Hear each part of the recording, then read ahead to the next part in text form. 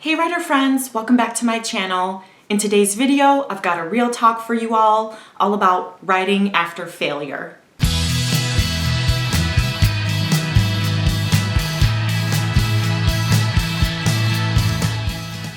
If you're new here, my name is Holly. I'm a writer aspiring to be a published author. If you haven't already, please give this video a big thumbs up and click subscribe to support my channel and ring that bell so you don't miss any videos. Now, this failure could mean anything. I'm going to be specifically talking about my experiences with writing after rejection from agents, querying failures, and also writing after the book of your heart. Now, of course, all of these failures are actually wins and successes if you learn from them and it drives you and pushes you to keep going. So take what I say with failures like in quotation marks. So let me know in the comments down below your writing failures and what you learned from them and how it was able to drive you to move forward. Now, if you've been following me for a while, you should know that I was querying my previous novel, The Celestial Code. I got tons and tons and tons of rejections, and I finally stopped querying in June. If you are interested in watching that video where I talk all about my experience with querying, I will link that down below.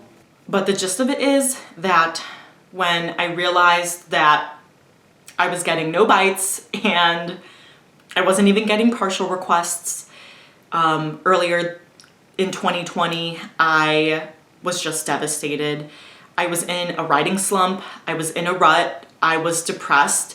It was this weird, depressive rut where I didn't want to work on anything else. I didn't want to move on to anything else because The Celestial Code was the book of my heart, and it meant and still does mean so much to me. And whenever I frickin' talk about this book, I always want to start tearing up and crying.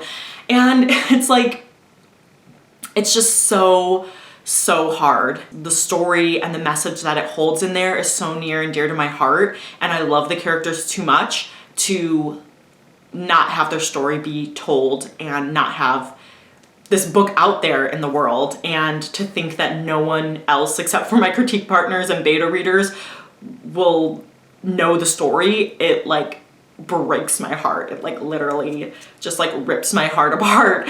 And so that's what always makes me tear up, is because I know I just love that book so much. But because I had so much writing on this book, I thought this book was the one, you all. I thought that, yeah, The Celestial Code was going to get me an agent and that was gonna be it.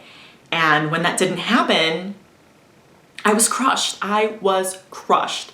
And so it wasn't easy to admit that. It wasn't easy to admit that I had failed, that no one wanted this book, essentially. Whether it wasn't right for the market or it wasn't the right fit for any of the agents that I queried. And so in the midst of coming up with that decision and realizing that that was what was going to happen, I started editing Abargo's Riddle and got my unofficial mentor, JL, from submitting to Author Mentor Match, and she was kind of helping me tweak my novel, which I had originally switched to middle grade because it was upper middle grade YA, and then over the summer realized, no, this is very dark and gritty and it needs to be YA. So after Camp NaNoWriMo in July, I was like, okay, I'm going to need to switch this back to YA. And so I was going to have to do another round of developmental edits, which is really hard for me to do. And so August was rough. I didn't really do much in August, but the wheels in my brain were turning because I knew in September I wanted to start outlining my NaNoWriMo novel. And I have quite a few ideas, but I had no idea what I was going to do. I have some middle grade ideas, some YA ideas, all fantasy, and I was just nothing really called to me and jumped out at me as the project that I was gonna wanna work on next. And maybe in the back of my mind, it was well, TCC gripped me so much and these other novels aren't really calling to me as much. I haven't hadn't found the heart of that story. I hadn't found the thing that really drew me, that made it my story. I just kind of had these general premises but they weren't really, it's that emotional, the B story, the internal arc. That's what really grabs me, and that's what drew me so much to the Celestial Code. But these other novels, I just have this basic, A story, main plot, like, and that's all good, but it's the internal arcs and all of that that really draw me to a story. And so I can't wait to talk to you guys about exactly how I came up with the idea for Project Diamond, but it was one day in July. I was scrolling through my YouTube subscriptions in the morning. I was, looking at the videos I was gonna wanna watch, and there was a thumbnail with a picture, and all of a sudden in my head, I just thought of a character, and I was like, oh, I have a story idea. So I immediately texted my sister Heather and told her about it. I told my mastermind group about it and some other writer friends, and they were so excited. They were pumped. And that really helped get me excited, even more excited about this story idea that I was really excited about already. And it didn't take me too long to figure out who this main character was and what their internal arc was, and more of that emotional side of the story. And so I was like, boom, I got this. This is gonna be my nano novel. And it completely threw me for a loop because I wasn't expecting it. And I feel like that's kind of what happens in relationships. You're like, oh, I'm never gonna find love. And then you meet someone at the store. That's kind of what happened with Chris and I. I had been trying to date people, go out on dates, and I was like, you know what? I think I'm just not over my ex. We had been together for almost 4 years, whatever. And I'm like, I think I just need to be single for a while. Well, then a couple days later, I reconnected with Chris.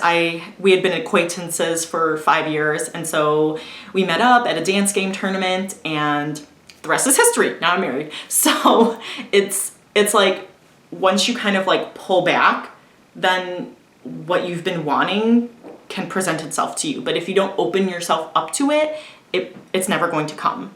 And so that's what happened with Project Diamond's story idea. But it was just a complete 180, because writing Project Diamond for NaNoWriMo, everything flowed so seamlessly. The words were flowing, and I wrote every single day. I don't know if I've ever done that. I don't think I did that for any of my past NaNoWriMos. I don't think I even did that when I was drafting the Celestial Code. I need to see, but I'm pretty sure I didn't do that. And so I just was so grateful that I was able to move past this book of my heart, move past this failure, move past all the rejections that had built up, because this is a tough industry and it can really break you down, but you'll only stay down if you let it. You need to keep going, because all of the authors that are on these shelves behind me, all of these books that are here, they would not have been written if these authors didn't keep going, if they didn't keep pushing through the rejections, the failures. Sometimes you read an author's debut novel and you're like, oh my goodness, this is amazing. Wow, this is their debut. It's so refined and this and that. And it's like, yeah, no, that's their 7th book. Stephanie Garber with Caraval, which is a super big hit. Yeah, that was her 7th novel, and she was going to give up if this one did not sell. So you just never know what's going to happen. And you never know which book is going to be the one to blow up for you, which book is going to be the one to launch you in this career to make all your dreams come true. So you can't stop. And the hard thing is that if I had tried to push myself and become so attached to a novel back in the spring when I was first wanting to, first realizing I needed to shelve TCC, I wouldn't have been able to do it. I would have been forcing myself, and it wasn't going to happen. But I let it happen naturally. I tried as best I could to give myself grace, to slowly write and edit and do what I could. And that was enough for me at the time. And so now it's led me to this point where at the end of the year, at the end of 2020, somehow I'm way up here. And at the beginning of 2020, I was way down here in my writer life. Like it was like, it's those Libra scales, man. And so I feel like I'm starting 2021. I'll be starting it off like in a much better place mentally and emotionally with my writer life. And it took rejection and failure and accepting that to get me there. Oh, thanks, Zuko. Oh, it wouldn't be a video if Zuko didn't like cat bomb. What's it called? A cat meow instead of a cameo. Zuko's comforting me because he heard I was so distraught. I'm not distraught anymore. So hopefully you guys also have your Zukos, because pets also help when when you have to write after failure and write after you've written the book of your heart. But so it's also interesting too, because Project Diamond has a special place in my heart, and I could also call it the book of my heart, but I feel like I was very like, not naive, but I was so much was writing on TCC and I put so much pressure on myself for that book that I called it the book of my heart. And you know, whether it is or isn't, it doesn't mean that any of the other books that I write aren't also just as special and good and important. And so yeah, I feel like I can't really call Project Diamond the book of my heart, but it's a darn good book that I really love. So no matter what sort of rejection or failure you're experiencing, whether you're in a writing slump, whether you're getting rejections from querying, whether you're struggling with trying to get your novel self-published, whether you're struggling to finish the first draft or to edit, be sure to know that you can get through this. It might take some time, but you're going to make it. Just never, ever, ever give up. Please let me know in the comments down below how you have gotten through your past rejections and slumps and failures. Thanks so much for watching, and I'll see you guys next time.